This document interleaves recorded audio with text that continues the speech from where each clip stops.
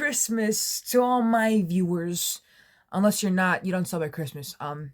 Happy day. I don't really know what to say. I bet you're wondering what's holding my camera up. It's the books I got for Christmas. What a cool person I am. I'm not doing a Christmas haul.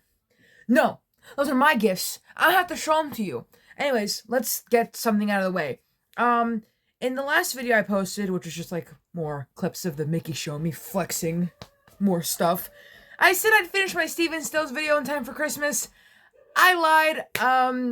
It's still not done, so I figure I'd do a video about MTV's Headbangers Ball instead, because this channel I watch is doing a video about it. Well, they already did a video about it, so I was like, okay, I'll do a video about it then, fuck it, we ball, For those of you who didn't grow up in the 80s or 90s, let me paint a picture in your head. A long time ago, in a galaxy far, far away, a certain monkey helped create a certain channel with letter M in it. Mike Nesmith TV? No. It's music television. MTV. And with that, we got a whole bunch of stuff, but the most important thing we got out of MTV was the Headbangers Ball, which was very popular during the grunge era in the 90s. Well, mainly in the 90s, even though the show aired in 1987, it was getting into the grunge era, so it was like late 80s, early 90s, but it was more popular in the 90s, and stuff like that. The show was canceled in 1985. We'll get into that more later on in the video. But over 8 years later, as new genres of heavy metal were gaining a commercial foothold and fan interest became unavoidable, the program was reintroduced on MTV2. We will one day talk about MTV2 in a video. I really, truly want to talk about MTV2 one day, so. It remained in varying degrees on the network's website, but in the early 2020s, it was no longer shown on television. Because MTV likes to only show awesomeness, because MTV is not MTV anymore, it's just more like TV. Get the M out of the way if you're just gonna do like that. Anyways, the show, a similar show titled The Ball, was hosted by a former host of the Headbangers Ball, Ricky Rechman, and it debuted in 2021 of March. But we'll get into that later. So let's get into the popularity and influence of Headbangers Ball, because we've got a lot to say about that. The name Headbangers Ball was originally invented and used by DJ John Brent of Bury, Greater Manchester, and was used on his rock and metal roadshows from 1980 onward and toured throughout the UK with great success. John's Headbangers Ball rock charts were also regularly featured in the pages of rock publications like Kerrang and Sounds, along with many features on the shows in local periodicals. Headbangers Ball was one of the most popular music shows ever to air on MTV, on the air for nearly 8 years, and for a time, it was one of the network's flagship shows. For some time in 1988 and 1989, the show was increased to 3 hours. Hard 60 was a daily version that aired for an hour every weekday afternoon. Its influence was made widespread with the rise of heavy metal in the 1980s and the early 1990s. While the program primarily showed videos from the mainstream-friendly hair metal during the 1980s, it gave time to more aggressive-sounding heavy metal music from the late 80s to the early 1990s. 3 North American tours were presented by Headbangers Ball. The first in 1987 with Halloween, Armored Saint, and Grim Reaper, and the second, the 1989 tour, with Anthrax, Exodus, and Halloween, and in 1992 with Megadeth and Suicidal Tendencies. The European Headbangers Ball tours have taken place since the late 2010s. I don't know why we're getting into this, but, let's just wing it, Heavier alternate acts, spearheaded by the likes of The Cult, Faith No More, Primus, and Jane's Addiction, were finding increased resonance on Headbangers Ball the turn of the decade. But it was early into the 1990s that grunge and alternative bands like the Grunge Four, Nirvana, Pearl Jam, Soundgarden, Alice in Chains, the Grunge Four, began to uproot the hair metal scene and led into its final decline. Bands such as Stone Temple Pilots, White Zombie, the band Rob Zombie was in, and Blind Melon. I love Blind Melon. We'll talk about that one day. One day we'll talk about Blind Melon, I swear to God. resulting in a major shift in identity for the show, where metal mainstays such as Metallica, Megadeth, Pantera, Testament, Suicidal Tendencies, and Dream Theater shared airspace with the new crop of alternative hard rock acts. Several punk rock bands, including the Ramones, The Offspring, Rancid, Bad Religion, and Sick of It All, also received airplay on the show, which, by 1995, would continue to focus on less mainstream forms of heavy metal. And then it says here that other notable TV programs that have emulated Headbangers Ball, such as Fuse TV's Uranium and VH1's Rock Show, the popularity and effectiveness of Uranium in the early 2000s may have been cited as a strong influence to the revival of the Ball in 2003, but we will get into that later, as the next segment in our video is the death of the Ball. So, the show remained on the air until January of 1995, when MTV abruptly canceled the show without any prior warning to the viewers. Host Ricky Rachman, or the production staff. The European version, which was hosted by Vanessa Warwick, was on the air until 1997, but limited to an hour and a half as opposed to the 3 hours given in its past years. Rachman was informed of the cancellation days afterward when, after filming what would end up being the final episode, he was simply informed via phone call that he would not have to show up to work the following week. No official reason has been given for the show's cancellation, but it is suspected to be because MTV was then playing grunge, alternative, and pop punk more often during its main programming, although they did not play a lot of metal or interview the bands. Although my favorite MTV Headbangers Ball interview would have to be with Nirvana when Chris and Kurt came on, and Kurt was wearing the most outlandish dress thing ever. But anyways, as to be expected, many MTV fans were outraged by the show's abrupt cancellation, as well as denying Rachman and the production staff the chance to inform viewers the show was going off the air, or to allow them to put together a farewell show for the loyal viewers of the Headbangers Ball.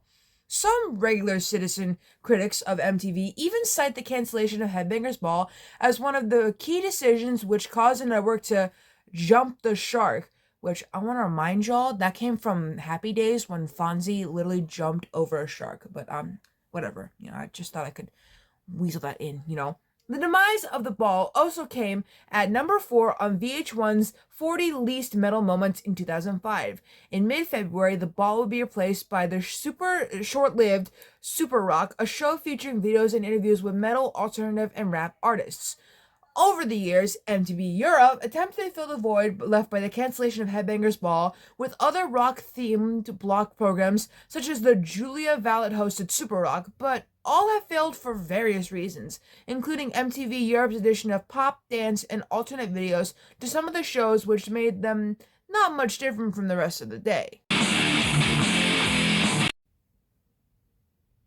After nearly a decade of the show being off the air, a channel called MTV2, which we'll talk about in a different video, started the series on Saturday, May 10th of 2003. I'm not telling the time. Who cares? No one gives a shit. All right, Headbangers Ball is back. All right, woohoo! I wasn't even born yet when it came back. I was there. I wasn't there, but I was thought of. They thought of me. Okay, what am I even saying?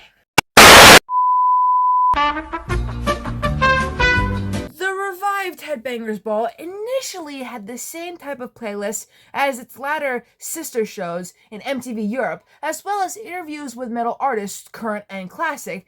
The debut episode was hosted by Metallica. Pretty cool. A trend which continued with various artists. Later on, Hatebreed vocalist Jamie Josta became a permanent host. However, the show still continued to have guest host artists at times. The show eventually returned to its roots in types of music, of showing underground music as well as metalcore, hardcore, death metal, and thrash. During VH1's 40 Least Metal Moments countdown, musicians criticized the 2003 incarnation of Headbangers Ball in comparison with the original, citing its scripted studio feel of lack of excitement. The new version mostly shows only music videos and in-studio interviews, which was not true to the original show.